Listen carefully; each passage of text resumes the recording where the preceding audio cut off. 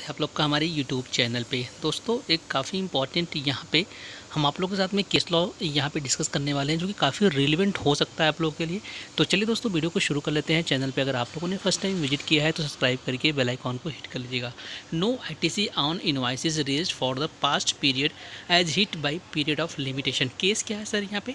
Sir actually ये जो decision लिया गया है AAR मतलब एडवांस अथॉरिटी रूलिंग की तरफ से लिया गया है।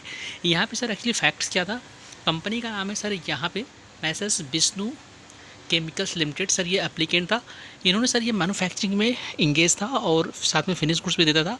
लेकिन सर यहाँ पे केस क्या था? UTPL के साथ में इसका एक ट्रांजैक्शन हुआ था। ट्रांजैक्शन ये था दोस्तों कि इसने एक स्पेस ले रखा था जहाँ पे इसको मैन्युफैक्चरिंग करनी थी और उस स्पेस के लिए for the financial year 18-19 for the financial year 18-19 दोस्तों याद रखिएगा 18-19 के लिए एक साथ में इसने रेंट का पेमेंट किया और इनवाइस का भी इशू किया गया। सर इनवाइस इशू किया गया 1 अप्रैल 2020 को। कहने का मतलब 18-19 में से सर्विस लिया था, इनवाइस इशू किया गया 1 अप्रैल 2020 को और इस बेस पे जो अप्लीकेंट था उसका कहना था कि इसकी क्रेडिट हम ले सकते हैं ड्यू डेट तक। मतलब 1 अप्रैल 2020 को अगर इनवाइस इशू हुआ तो इसका मतलब सर सितंबर 2021 की जो रिटर्न फाइल करने की डेट होती है उस डेट तक हम क्रेडिट ले सकते हैं। लेकिन सर यहाँ पे देखिए जो यहाँ पे फैक्ट निकल के आया, फैक्ट क्या है सर ये भी जानेंगे, लेकिन इशूज़ देख लीजिए। इशूज़ जो हमने बताया कि 18-19 का इनवाइस इशू किया गया 1 अप्रैल 2020 को। रेंट का सर ये इनवाइस था, एक साथ पूरे 12 महीने का यहाँ पे इनवाइस इशू हुआ है जो कि 18-19 से रिस्पेक्टेड था, रिलेटेड था। 20-21 में इसको इनवाइस इशू किया गया।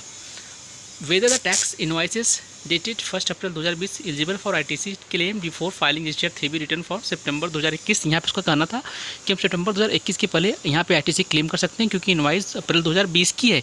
लेकिन सर यहाँ पे देखिए जो जजमेंट निकल के आया है, observe that for any transaction the tax invoice is the primary document evidencing the supply and vital for availing ITC. The tax invoice is issued by the applicant on 1 April 2020 for the services supplied in the year 18-19. In the present case, it is evident that the tax invoice has not been issued by the applicant within a period of 30 days from the date of supply of services. बहुत important है। Section 16(4) में क्या बोला गया sir कि जिस दिन आपने सर्विस कंप्लीट किया उसके विदिन 30 डेज़ के अंदर इनवाइस इशू हो जानी चाहिए थी। लेकिन इनवाइस कब इशू हुआ सर? 18-19 में सर्विस कंप्लीट हुई थी, उसके एक साल बाद 1 अप्रैल 2020 मतलब एक साल बाद सर यहाँ पे इनवाइस इशू किया गया है। 30 डेज़ के अंदर इनवाइस इशू नहीं की गई, इसलिए बोला गया कि यहाँ पे the applicant is not entitle to take ITC under section 16(4) of the CGST act. Section 16(4) में ये भी कंडीशन है कि अगर आप कोई सर्विस लेते हो, सर्विस कंप्लीट होने के विदिन 30 डेज़ के अंदर इनवाइस अगर आपके पास आ गया तभी आप इनपुट टैक्स क्रेडिट ले सकते हो, अदरवाइज नहीं ले सकते। सर यहाँ पे जो अप्लीकेंट था उसने क्या दिमाग लगाया कि 18-19 में सर्विस लिया था, एक साल बाद उसका इनवाइस इशू कराया। उसके दिमाग में चल रहा था कि अगर अप्रैल 2020 को इनवाइस लेंगे तो हम 21-22 तक क्रेडिट क्लेम कर सकते हैं क्योंकि 18-19 की जो ड्यू डेट थी ऑलरेडी जा चुकी थी, इसलिए उसने अप्रैल 2020 में इनवाइस इशू कराया। तो ये ऑब्जर्व किया गया केस और यहाँ पे क्रेडिट को डिसअलाउ कर दिया गया। तो ऐसी दोस्तों बिल्कुल ध्यान रखिए, कोई ऐसी विदाउट इनवाइस अगर आप इनपुट टैक्स क्रेडिट लेते हो तो आपको बहुत बड़ी दिक्कत हो सकती है।